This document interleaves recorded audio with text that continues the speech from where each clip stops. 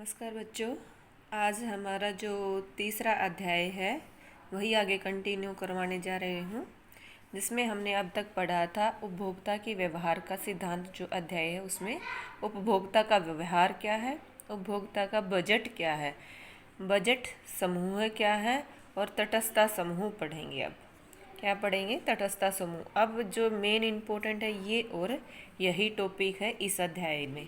तो अब पढ़ेंगे हम तटस्थता समूह। तटस्थता समूह, समूह का मतलब ग्रुप। तटस्थ का मतलब क्या है? शब्द का अर्थ ही पहले देखते हैं। तटस्थ होना यानी एक जगह रुक जाना। तो इसमें देखते हैं, यह दो वस्तुओं के संयोगों का समूह है। हमने ये मान के चले थे, हमने ये अध्याय उपभोक्ता के दृष्टिकोण से बनाने लग रहे हैं और इस अध्याय में हमने उपभोक्ता की आय को स्थिर माना है। दो वस्तुएं हैं उसके समूह को ही इसमें देखेंगे, क्योंकि अध्ययन की दृष्टि से हम केवल दो वस्तुओं को ही लेके चल रहे हैं। तो हम दो वस्तुओं में एक उपभोक्ता किस तरह सामंजस्य बनाता है कि उसकी संतुष्टि क्या हो जाए, अधिकतम हो जाए, इसके बारे में हम पढ़ रहे हैं। यह दो वस्तुओं के संयोग का समूह है जो उपभोक्ता को संतुष्टि का समान स्तर प्रदान करेगा। दो वस्तुओं का संयोग मिलेगा, यानी सेब है और ये मान ले संतरा है। दो वस्तुएं हैं, इनके हम संयोग का मतलब ए जब संयोग है तो हम क्या है, एक में एक चीज़ सेब लेने लग रहे हैं और 10 संतरा। पहला संयोग ये बन लग रहा है, जब हमारी आय निर्धारित है तो हम 10 संतरे खरीद सकते हैं और एक सेब खरीद सकते हैं। और फिर इसी डेफिनेशन में संतुष्टि का जैसे समान स्तर प्रदान करते हैं, इसलिए वह इन संयोगों के बीच क्या है? तटस्थ है। संयोगों के बीच में मतलब जैसे ये कम्बिनेशन बन रहे हैं, इन कम्बिनेशन में से हर एक पे अगर वो यही लेगा तो इस पे संतुष्ट है, पूरी संतुष्टि मिलेगी। ये लेगा तो इस पे भी, ये लेगा तो इस पे, ये लेगा तो इस पे। यानी यदि कोई से भी संयोग ABCD चुनता है तो वो उसके ऊपर तटस्थ है। तटस्थ का मतलब स्थिर हो जाता है, भी उसको जो संतुष्टि मिल रही है वो पूरी मिलने लग रही है। तो ये हमारी जो तालिका है, ये तालिका ही हमें काम आएगी इसमें। तो इसमें देखो, पहले तालिका बनाते हैं। तालिका बनाने के बाद ही इस तटस्थता जो समूह है उसका हम वक्र बनाएंगे। तो तालिका में देखते हैं पहले क्या आएगा, सेबों तथा संतरों के संयोग लेके चल रहे हैं। क्या क्या इसके ऑप्शन बन सकते हैं भाई? हम जैसे ही दुकान पे जाते हैं तो हमारे ऑप्शन बनेंगे, जैसे ABCD 4 ग्रुप बन सकते हैं।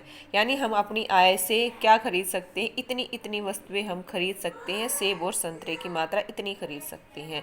पहले यदि हम अपनी आय के 10 जो संतरे और एक सेब लेते हैं तो ये ग्रुप बनेगा। दूसरे में क्या है, जैसे ही हमने भाई संतरे बहुत ज़्यादा हो गए तो उसको कम करके यदि मैं दूसरा संयोग देखती हूँ, 2 संतरे सेब लेने हैं और 7 संतरे लेने हैं तो ये संयोग बनेगा। तीसरे में जब हम इसको कम करते जाते हैं और इसको बढ़ाते जाते हैं तो ये क्या होता है, ये कम होने लग जाता है। लेकिन ध्यान रखना है, पहले जब हमें कम करना है इस एक के लिए, एक सेब के लिए, दूसरी जब मात्रा हम कम करेंगे तो पहले हम कितनी करेंगे? ज़्यादा।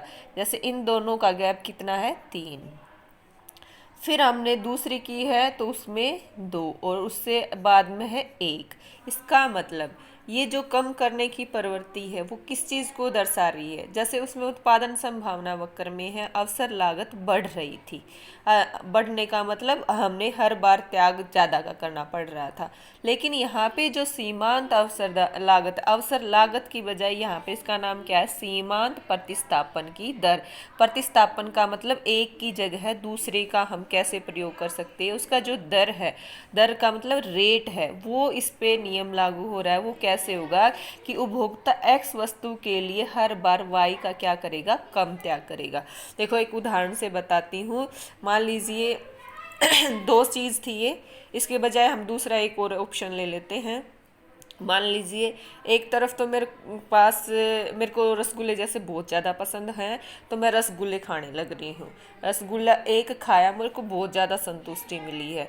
लेकिन मैं जैसे ही दूसरा खाती हूँ तो उससे क्या है, हम जैसे जैसे उसकी मात्रा को बढ़ाते जाएंगे। जैसे ही दूसरा खाया मैंने, फिर थोड़ा सा वो हो गया, ऐसा लगा थोड़ा सा नमकीन खाने का मन कर रहा है। फिर एक और खा लिया रसगुल्ला, फिर और खा लिया, फिर बाद में बिल्कुल ऐसे हो जाते हैं नहीं नहीं और नहीं खाया जाएगा। तो इसका मतलब हमारा क्या है, जब हम इसकी बजाय हम दूसरे साइड में नमकीन रखें ना, उसको ज़्यादा प्रेफरेंस करेंगे। हाँ भाई रसगुल्ला नहीं चाहिए, थोड़ी नमकीन बढ़ा दूँ, थोड़ी सी और नमकीन बढ़ा दूँ, क्योंकि रसगुल्ले से अब हम उबने लगे, उसकी ज़्यादा मात्रा जाने लगी। तो इसको उस पर जो नियम लागू हुआ है वो कौन सा नियम लागू हुआ है, सीमांत प्रतिस्थापन दर का नियम लागू हो रहा है। इसका मतलब हम अतिरिक्त के लिए क्या हर बार अगली बार क्या करेंगे, कम मात्रा का त्याग करना चाहेंगे।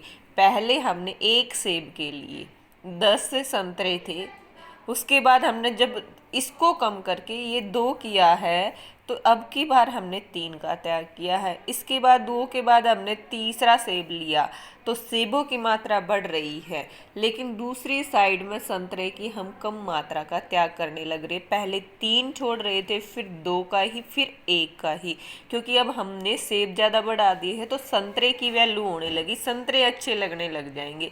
ये नेचर है, ह्यूमन बीइंग का नेचर है कि जो चीज़ कम होती जाएगी उसकी वैल्यू ज़्यादा बढ़ती जाएगी। और वो वैल्यू किस कारण से बढ़ रही है, सीमांत प्रतिस्थापन दर का नियम लागू हो रहा है, इसलिए हम उसकी हर बार जो है त्यागी गई मात्रा है वो कम हो रही है। इसलिए इस तालिका में पहले सेब में 1 2 3 4 और इसमें 10 7 5 4 आएगा, और ये A B C D ये संयोग बन रहे हैं। अब हम पढ़ेंगे तटस्था वक्र। तटस्था वक्र क्या होता है, ऐसी तालिका, ये जो हमारी तालिका थी उसी का ही यदि हम रेखा चित्र के द्वारा प्रस्तुतिकरण कर देते हैं, जिसमें क्या होता है, वस्तुओं के उन संयोगों को दर्शाता है जिससे मिलने वाली जो कुल संतुष्टि है, यानी इस पे जो टोटल हमें यूटिलिटी मिलेगी 10 संतरे खाने से और 1 सेब खाने से, उससे अगले पे भी जो टोटल यूटिलिटी का मतलब जो कुल संतुष्टि, जो हम संतुष्टि हमने पहले पढ़ा था, ये खाने से जो संतुष्टि मिली है वो क्या है, उपभोक्ता के लिए समान रहेगी। चाहे वो ये ले ले, चाहे वो ये ले, ये या ये, उसको क्या है हर बार जो भी लेगा उससे संतुष्टि जो मिलेगी वो टोटल संतुष्टि है वो बिल्कुल समान रहेगी। और ये ही क्या दिखाता है, तटस्था वक्र कहलाता है। यानी इसको क्या कहते हैं, इनडिफरेंस कर्व कहते हैं। यानी इसी तालिका को यदि हम रेखा चित्र द्वारा दर्शा देंगे तो वो क्या कहलाएगा, तटस्था वक्र। अब वक्र कैसे बनेगा इसका, वही OX और OY 2 ले रहे हैं हम, यहाँ पे हम क्या ले रहे हैं, संतरे, यहाँ पे हम ले रहे हैं सेब। तो सेब की हमने कितनी मात्रा बताई है, 4 ज़्यादा से ज़्यादा, और संतरों की कितनी थी, 10 है। तो पहला जब हमने वो लिया है तो उसमें पहला 10